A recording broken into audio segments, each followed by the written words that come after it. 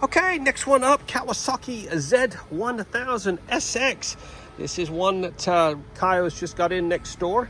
Needs a little bit of trot TLC before it goes in the showroom. It's not got a lot of miles on it, but it has been stored up for some time.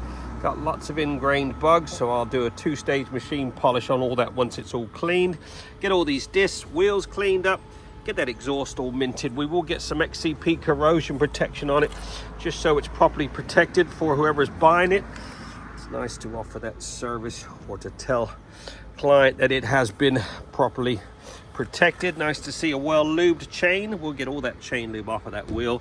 As I said, get it looking like it should. Do a little paint correcting before it goes in the showroom. There you go, 2 hours on the dot. This Kawasaki Z1000SX has been fully trotted and heading for the showroom. This has had one of our legendary full Monty valets. This is a very low mileage bike. I think it's only got about 3,000 miles on it.